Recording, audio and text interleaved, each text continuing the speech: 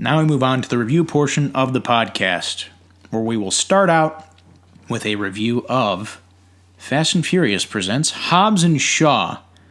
This is the 9th Fast and Furious movie. We were both really looking forward to it. The trailers look good. So starting off, look, man, we're 9 movies deep in this franchise, and somehow they've managed to keep my lowly, apparently crocodile-brained ass in the seat to watch. And while I thought overall this was a bit of a step down, it is an enjoyable action movie overall, but a very, very flawed one, and a bit overstuffed, and a bit uninspired, but still just enough enjoyable. I don't know how you felt. Well, I would say my initial reaction was that this kind of should have been the action movie of the summer and wasn't. Mm-hmm. So I guess I'd agree with you to a certain extent that it's sort of enjoyable, but it's pretty flawed. Yeah. And it's noticeably flawed more so than the other Fast and the Furious movies. I think the good thing is, though, like, it's flawed in ways I expected it to be. Like, the story and characters are what really, really, for me at least, hamper it. Whereas, like, I thought the action was, typically, like, that's just how it's going to be with these movies. The action is good. I'd almost disagree. I thought the action was spotty. Really? Like super spotty. Okay, interesting. I'll get into that a little bit more, but I guess to put it, like, if I were to sum it up, this kind of had all the ingredients to be a much better movie than what we got.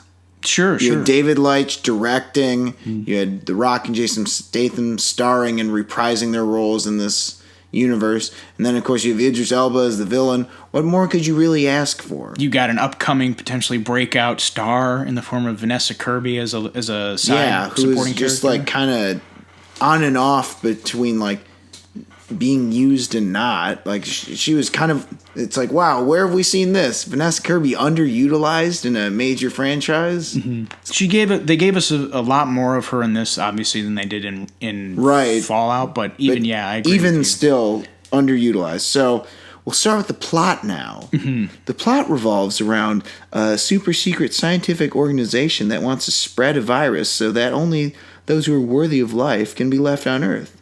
Basically, they're trying to make the perfect humans. So, what happens is, fuck it, this is like minor spoilers. It's kind of in the trailers. So, Vanessa Kirby steals the virus, and now Brixton, played by Idris Elba, who is enhanced like all hell, has all this.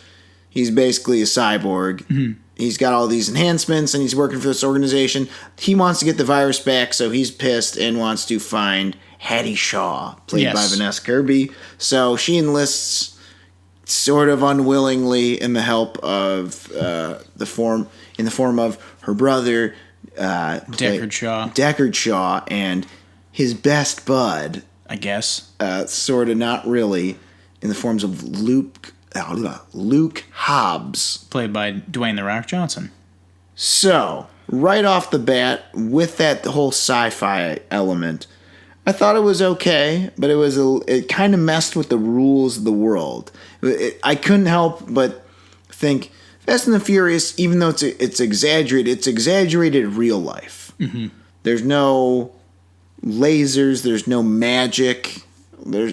So my problem was, if he's that strong, then shouldn't he, like, kill someone if he hits so and so and this and, like, it wasn't like a giant problem, but it only became a problem towards the end, and we'll get into that in spoilers, but it was kind of messy with the whole rules of the world, I guess. I don't know. That's just kind of a nitpick. Well, no, I agree with you. It kind of bridges from being Fast and Furious is always a street-level movie, and ever since 5, we've kind of been going into the stratosphere in ways, but they've still somehow managed to feel street-level.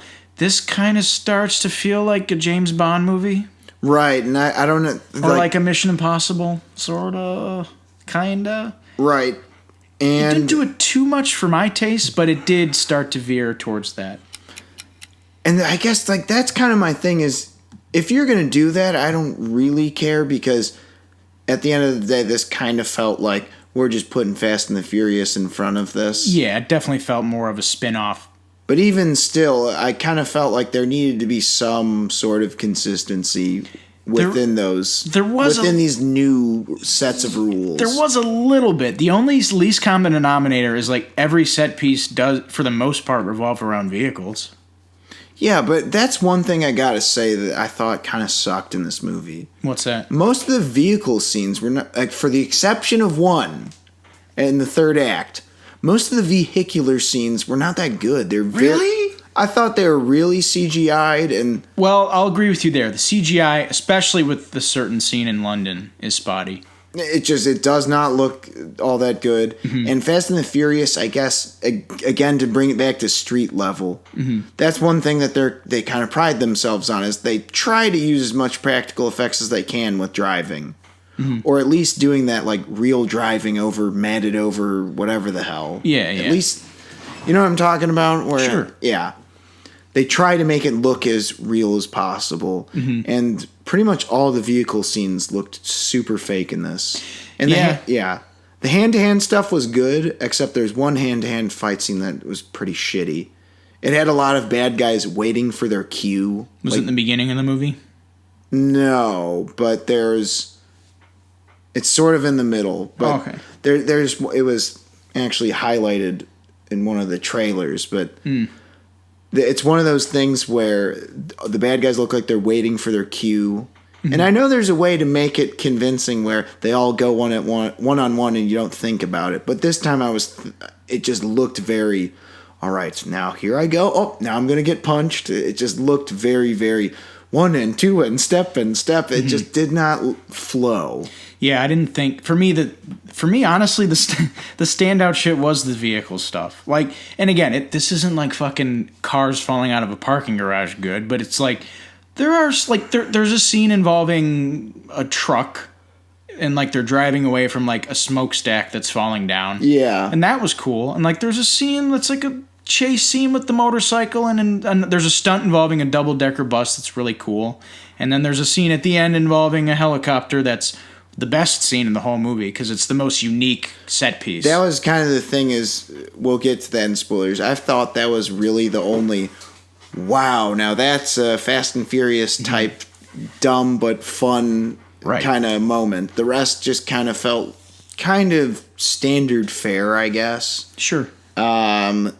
Also, the ticking clock element with Hobbs Shaw was kind of a mixed bag, because on the one hand it raised stakes, but in other scenes it kind of felt like, oh, now she's just dead weight. Yeah. It's like, what the hell's the point of this? I don't know. I just thought that was a little weird. I guess the one thing I would say also is this movie felt like it was nodding and winking at the camera a little too much. Because the fun part about Fast and Furious movies in general is they know that they're completely stupid, but they let you figure that out as an audience member. This kind of felt like it was babying you. Like, get it? We're being goofy and silly. Some of the dialogue was, I mean, some of it was funny, but some of it was just really not, like, really, like, swing and a miss. There's just so much of, like, there's so many scenes of Dwayne Johnson and Jason Statham saying the same thing. Oh my God. Again, and it's just like, you're short and bald. You're big and dumb. You're an asshole. It's like, just stop. Like, let's go. Like, I've seen there's better versions of this dialogue before. Like, let's fucking go, guys. This is 48 hours banter. This is not. Rush hour banter. This is not. Exactly. And it kind of felt like they were just trying a little too hard to, copy that formula, I guess you could say. They even like straight up spouted lines that were like the sorest versions of lines from other movies. And I'm like, come on, man, this is the same bullshit. Right. There's some cameo scenes that felt extremely unnecessary. And really long and drawn out. Oh my fucking God. Did this movie have like 5 scenes that could have cut out like 25 minutes of this movie? You know what made me laugh about the cameo scenes is like the actor shows up and you're like, oh, sweet. And then you're immediately like frowning because the scene is just not very funny and like too long. And you're like, oh man. It's you got this isn't as good. You have a big old balloon and someone just pops it. Yeah, you're like, damn it. Yeah. All right, so fuck it. Time for spoilers. So where this movie shines to me, the Samoa stuff. That's awesome. I was like, now I'm having a good ass time. Mm-hmm. It feels a little too. It's a slight case of too little, too late. But overall, so first of all, I love the idea that the guns have to be part of that electronic thing. Yeah, so they shut them off. Yeah, so they shut them off. They have themselves a war. Yeah, they have themselves a good old fashioned charge at each other pugilist battle. I love the ring of fire too to trap them in. Yeah, with the explosive shit. Yeah, and that's what I was talking about. Hattie Shaw. She's like, "Oh, I can fight now." No, but the virus is making I'm me sick. weak. Yeah. What the fuck? That felt pretty convenient to just get her in a helicopter that they need to chase after. You know what I mean? It just felt real dumb. It's just, if you're gonna have an action character, don't make them dead weight. Have them be an action character. Have some like nerdy scientist dude, like the other dude who was in this. Have him be the carrier of, I don't fucking know. Yeah. Either that or I don't know. I think there was a way to maybe do that better. Yeah, they maybe could have just like had the virus be extracted from her already, and then they just like take the box, and the box is in the helicopter. Yeah. Well, I guess the other reason the ticking clock thing didn't need to be is because she's not the main character. No, but she's like, weirdly enough, kind of the character that starts all of this. She's like the character that initiates it. That's what it. Yeah, that is weird, isn't it? Yeah, but like she doesn't have it nearly as enough time to shine as obviously the title characters for sure. But come on, man, I want me some Vanessa Kirby. Please be Catwoman, by the way. Yeah, I hear you. But okay, so the fight that I was talking about that felt super unnatural and just very like one and step and punch, and two is the hallway fight with Jason Statham. Oh yeah. It felt like almost choreographed to music in a weird way. Which is so weird because this is David Leitch's shit, and that's kind of my problem with this movie in general. Is that's David Leitch's bread and butter, and for a scene like that to be kind of that meh, it's very unusual. And this whole movie kind of felt like it didn't have his stamp on it at all. I was kind of desensitized to that whole scene just because I'd seen it in the trailers. So my analysis of it just went away. I'm just like, this is the scene from the trailer. Yeah, exactly, blah, blah, blah. which they showed all of it. But then on top of that whole scene like breaking out of the compound, didn't that feel really rushed? And that part was kind of cool. A little bit. It's like, this is like old James Bond. Like there's a bunch of hazmat suit guys and there's some flamethrowers. I thought that was kind of cool, but some of the execution of it didn't make sense. I thought, wouldn't they get shot right there? And I also I don't know. I feel like that could have easily been solved with, hey, let's cut some of these cameos and just add a little bit more of pacing to this scene where they have to escape. So I definitely, and that's one of my biggest issues with it. It's just, it's very overstuffed. It is very, and there's so much in it. What is it? We've been saying this all year, or for over a year. This whole theory, we need to make every movie 2 hours and 15 minutes. Wrong. This did not need to be that. Make 2 hour movies. This movie even ends, and it's just like, oh wow, okay. Like it's just like they kill, or Idris Elba's killed, and they like walk like 10 feet away, and then it's like credits roll, and we have like literally an epilogue being delivered over the credits. I'm like, god damn, you guys aren't wasting any time. And then the Kevin Hart was the cameo that we were talking about, and made me sad. And Ryan Reynolds. Yeah, it's like, this isn't funny. It's trying too hard. I can reference a TV show. We're going to talk about Game of Thrones. I get it. You reference other pop culture things. Oh my god. Yeah, it was suboptimal. Yeah. Also, family. I'm kidding. No, I'm just being a dick. It's just, they do tend to beat you over the head with that theme. Family. Yeah. They do tend to beat you over the head with that in this franchise, but I thought it was done in a fun way. I somehow, again, my crocodile-brained ass never gets tired of that family shit. See, that's the part where I said, okay, this is the Fast and Furious dumb shit I signed up for. No cookout scene, though. That's true. No. Gotta dock some serious points. No cookout scene. That's true.